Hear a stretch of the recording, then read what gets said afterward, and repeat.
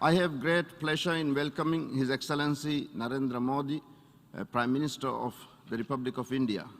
I invite him to address the General Assembly. नमस्कार साथियों. Good morning, friends. His Excellency Abdullah Shahid ji, His Excellency Mr. Abdullah आपको Shahid. अध्यक्ष पद संभालने की First of all, I would like to हार्दिक बधाई. warmly congratulate you on आपका अध्यक्ष assuming बनना the office of President of the सभी UNGA. विकासशील देशों Your becoming president और is a विशेषकर matter of pride for all developing small countries island developing and states के in लिए particular for small island गौरव की developing बात है. states. अध्यक्ष महोदय, Mr. President, गत 1.5 वर्ष से for the last 1.5 years, पूरा विश्व the world 100 has साल में been आई grappling सबसे with बड़ी the worst pandemic महामारी का it has सामना seen कर in 100 years. ऐसी भयंकर महामारी में I pay tribute जीवन to गंवाने all वाले those who have lost their lives सभी लोगों in को the deadly corona मैं pandemic, श्रद्धांजलि देता हूं और and परिवारों I के साथ express my condolences संवेदनाएं व्यक्त to करता हूं. their families. अध्यक्ष महोदय, Mr. President, मैं उस देश का I प्रतिनिधित्व कर रहा represent हूं a country जिसे that mother of is proud democracy का to be गौरव known हासिल. as the mother of democracy. लोकतंत्र की हमारी We have हजारों had वर्षों की a महान great परंपरा रही. tradition of democracy that goes back thousands of इस years. 15 अगस्त को On 15th of भारत ने August this year, अपनी आजादी के India entered 75वें the साल में प्रवेश 75th किया. year of its independence. हमारी विविधता Our diversity हमारे सशक्त लोकतंत्र is की the पहचान है. identity of our strong एक ऐसा democracy. देश It is a country जिसमें that has दर्जनों भाषाएं dozens हैं, of languages, सैकड़ों बोलियां हैं, hundreds of dialects, अलग अलग रहन सहन different खान पान. lifestyles and cuisines. ये vibrant This is democracy the का best बेहतरीन example of a उदाहरण है. vibrant democracy. ये भारत के लोकतंत्र की ताकत है. The strength of our एक democracy छोटा बच्चा is demonstrated जो by the कभी fact that a little एक boy रेलवे स्टेशन who के at टी one स्टॉल पर time used to help अपने his पिता father की मदद at करता his था, tea stall at the railway आज station is today चौथी बार addressing the भारत के United प्रधानमंत्री के तौर Nations पर General Assembly for the fourth time UNGA को as संबोधित Prime कर रहा Minister है. of India.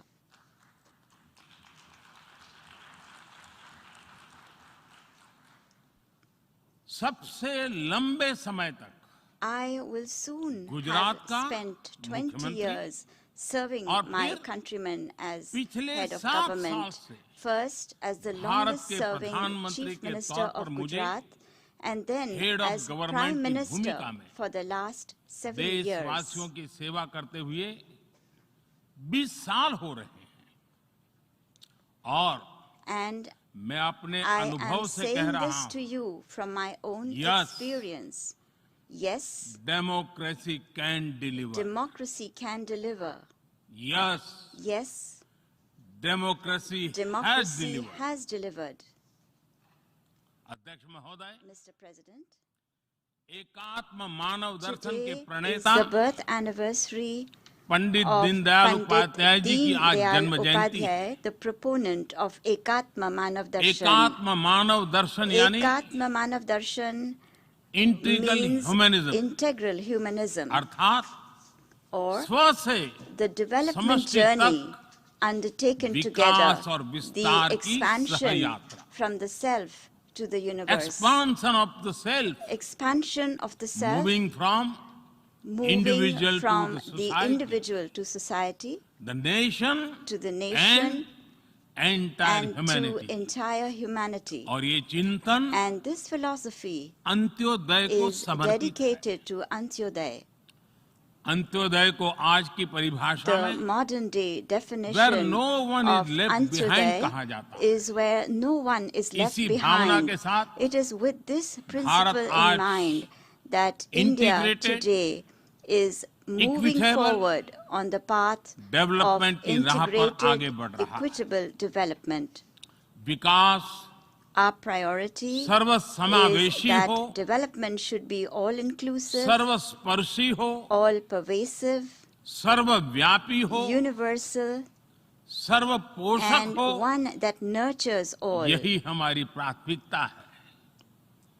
बीते 7 वर्षों में During the last 7 years, Bharat में India has 43 brought crore over से ज्यादा लोगों को 430 million people बैंकिंग who व्यवस्था were से जोड़ा previously गया है, unbanked into जो the अब banking तक system. इससे वंचित थे। आज Today, 36 over करोड़ से अधिक ऐसे लोगों को भी 360 million people बीमा सुरक्षा who कवच मिला है, earlier could not पहले even imagine इस बारे में this सोच was भी नहीं possible, now have insurance 50 coverage as crore से security. ज्यादा लोगों को By giving over 500 मुफ्त इलाज million की people सुविधा देकर the facility of free Bharat ने treatment in hospitals, उन्हें quality India health has service से given them जोड़ा। access to quality health Bharat ने services. 3 करोड़ By पक्के घर building बनाकर 30 million बेघर, proper homes, यानी India has made होमलेस परिवारों को homeless families होम ओनर्स बनाया। homeowners. अध्यक्ष महोदय, Mr. President, प्रदूषित पानी polluted water भारत ही नहीं is a very big पूरे problem, विश्व not just for और India, खासकर but for the entire गरीब और world, and विकासशील in देशों particular की for poor and बहुत developing बड़ी countries. समस्या है। भारत में इस चुनौती से निपटने के लिए In order to address this हम challenge 17 in करोड़ से India, अधिक घरों we तक are carrying out a very big pipe से campaign to ensure साफ that पानी piped पहुंचाने का clean बहुत water बड़ा अभियान reaches चला रहे हैं। over 170 million विश्व homes. की बड़ी-बड़ी संस्थाओं ने Reputed institutions of the ये world माना है have कि said किसी भी देश के विकास के लिए वहां के नागरिकों के पास जमीन और घर के प्रॉपर्टी राइट्स यानी ओनरशिप का रिकॉर्ड होना बहुत जरूरी है।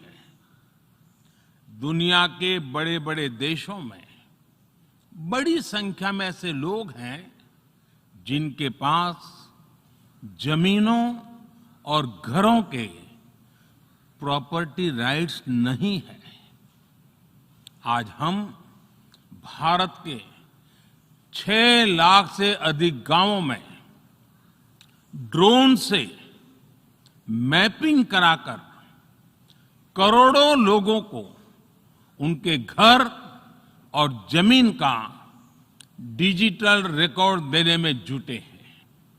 ये डिजिटल रिकॉर्ड प्रॉपर्टी पर विवाद कम करने के साथ ही access to credit, bank loan तक लोगों की पहुंच बढ़ा रहा है।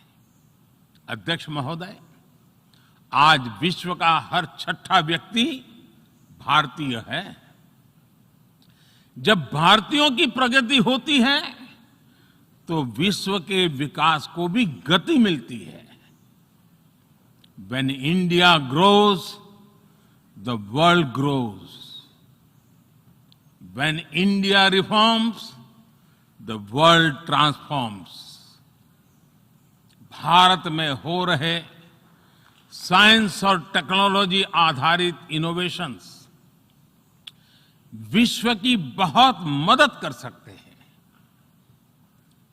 हमारे टेक सॉल्यूशंस का स्केल और उनकी कम लागत दोनों अतुलनीय है। हमारे यूनिफाइड पेमेंट इंटरफेस यूपीआई आज भारत में हर महीने 350 करोड़ से ज्यादा ट्रांजैक्शन हो रहे हैं। भारत का वैक्सीन डिलीवरी प्लेटफॉर्म कोविन एक ही दिन में करोड़ों वैक्सीन डोज लगाने के लिए डिजिटल सपोर्ट दे रहा है। अध्यक्ष महोदय, सेवा परमो धर्मः, सेवा परमो धर्मः को जीने वाला भारत सीमित संसाधनों के बावजूद भी वैक्सीनेशन डेवलपमेंट और मैन्युफैक्चरिंग में जी जान से जुटा है। मैं यूएनजीए को ये जानकारी देना चाहता हूं कि भारत ने दुनिया की पहली डीएनए वैक्सीन विकसित कर ली है, जिसे 12 साल की आयु से ज्यादा के सभी लोगों को लगाया जा सकता है। एक और mRNA वैक्सीन अपने डेवलपमेंट के आखिरी चरण में है। भारत के वैज्ञानिक कोरोना की एक नेजल वैक्सीन के निर्माण में भी जुटे हैं। मानवता के प्रति अपने दायित्व को समझते हुए भारत ने एक बार फिर दुनिया के जरूरतमंदों को वैक्सीन देनी शुरू कर दी है।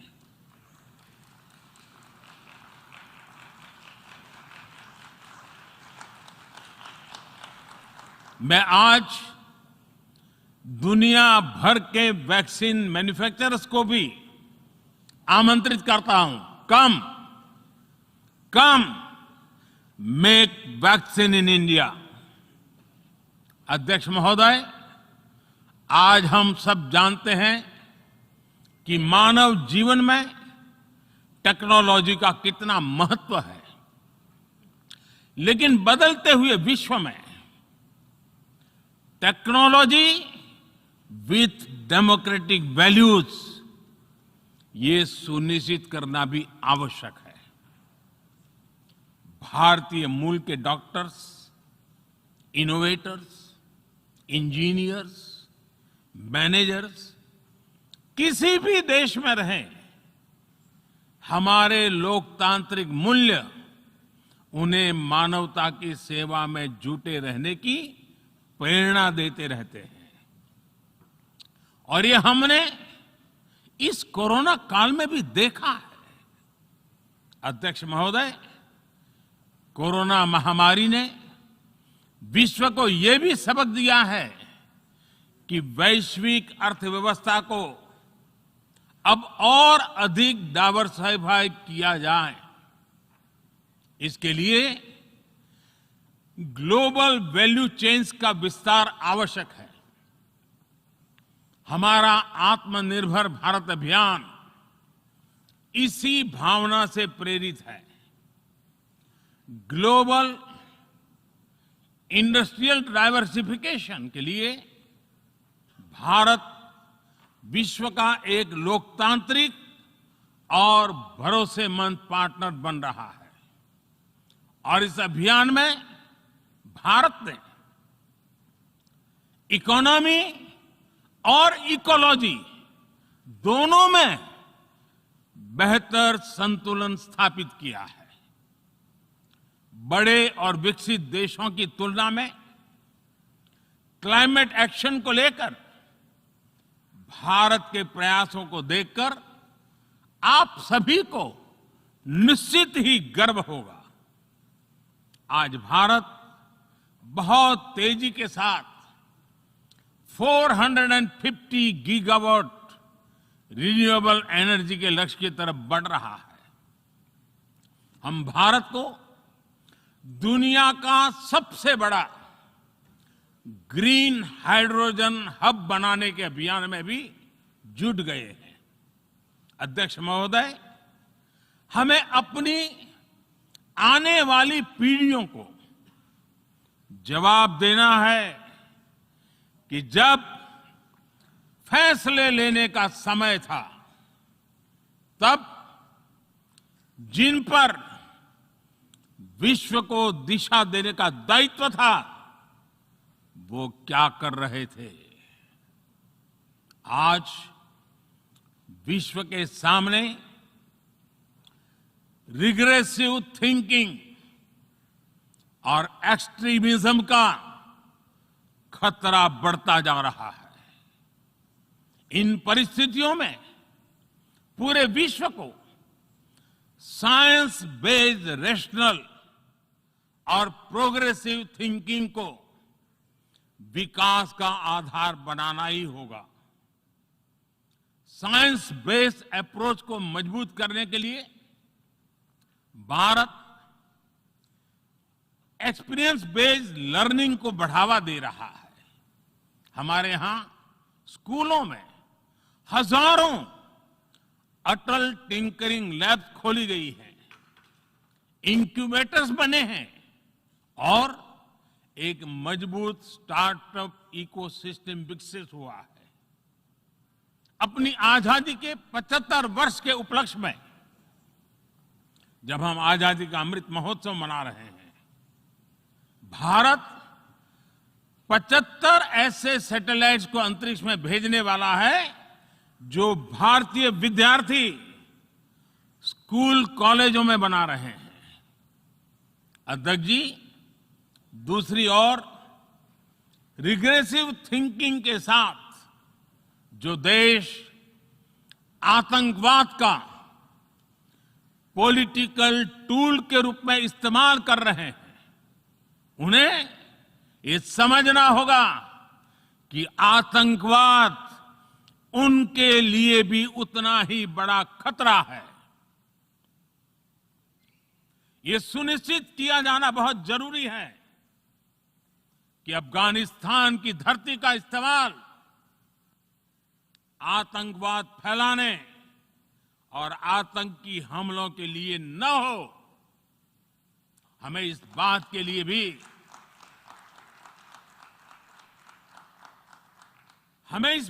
लिए भी सतर्क रहना होगा कि वहां की नाजुक स्थितियों का कोई देश अपने स्वार्थ के लिए एक टूल की तरह इस्तेमाल करने की कोशिश न करें। इस समय अफगानिस्तान की जनता को, वहां की महिलाओं और बच्चों को, वहां की माइनॉरिटीज को मदद की जरूरत है और इसमें हमें अपना दायित्व निभाना ही होगा। अध्यक्ष महोदय, हमारे समंदर भी हमारी साझी विरासत है, इसलिए हमें ये ध्यान रखना होगा कि ओशन रिसोर्सेज को हम यूज करें, एब्यूज नहीं। हमारे समंदर अंतर्राष्ट्रीय व्यापार की लाइफलाइन भी है। इन्हें हमें एक्सपांशन और एक्सक्लूजन की दौड़ से बचाकर रखना होगा। रूल बेस्ड वर्ल्ड ऑर्डर को सशक्त करने के लिए अंतर्राष्ट्रीय समुदाय को एक सुर में आवाज उठानी ही होगी। सुरक्षा परिषद में भारत की प्रेसिडेंसी के दौरान बनी विस्तृत सहमति विश्व को मैरीटाइम सिक्योरिटी के विषय में आगे बढ़ने का मार्ग दिखाती है। अध्यक्ष महोदय, भारत के महान कूटनीतिज्ञ आचार्य चाणक्य ने सदियों पहले कहा था, कालातिक्रमणात् काल एव फलम पिबति। जब सही समय पर सही कार्य नहीं किया जाता तो समय ही उस कार्य की सफलता को समाप्त कर देता है। संयुक्त राष्ट्र को खुद को प्रासंगिक बनाए रखना है तो उसे अपनी इफेक्टिवनेस को सुधारना होगा, रिलायबिलिटी को बढ़ाना होगा। यूएन पर आज कई तरह के सवाल खड़े हो रहे हैं। इन सवाल को हमने क्लाइमेट क्राइसिस में देखा है, कोविड के दौरान देखा है, दुनिया के कई हिस्सों में चल रही प्रॉक्सी वॉर, आतंकवाद और अभी अफगानिस्तान के संकट ने इन सवालों को और गहरा कर दिया है। कोविड के ओरिजिन के संदर्भ में और ease of doing business ranking को लेकर वैश्विक गवर्नेंस से जुड़ी संस्थाओं ने दशकों के परिश्रम से बनी अपनी विश्वसनीयता को नुकसान पहुंचाया है। यह आवश्यक है कि हम यूएन को ग्लोबल ऑर्डर, ग्लोबल लॉज और ग्लोबल वैल्यूज के संरक्षण के लिए निरंतर सुदृढ़ करें। मैं नोबेल पुरस्कार विजेता गुरुदेव रविंद्रनाथ टैगोर जी के शब्दों के साथ अपनी बात समाप्त कर रहा हूं। शुभो कर्मोपोथे, शुभो कर्मोपोथे, धोरो निर्भयो गान, सौब दुर्बल सौन्योष होक अवसान। अर्थात अपने शुभ कर्म पथ पर निर्भीक होकर आगे बढ़ो, सभी दुर्बलताएं और शंकाएं समाप्त हो। ये संदेश आज के संदर्भ में संयुक्त राष्ट्र के लिए जितना प्रासंगिक है, उतना ही हर जिम्मेदार देश के लिए भी उतना ही प्रासंगिक है। मुझे विश्वास है हम सबका प्रयास विश्व में शांति और सौहार्द बढ़ाएगा, विश्व को स्वस्थ, सुरक्षित और समृद्ध बनाएगा। इन्हीं शुभकामनाओं के साथ बहुत बहुत धन्यवाद। नमस्कार।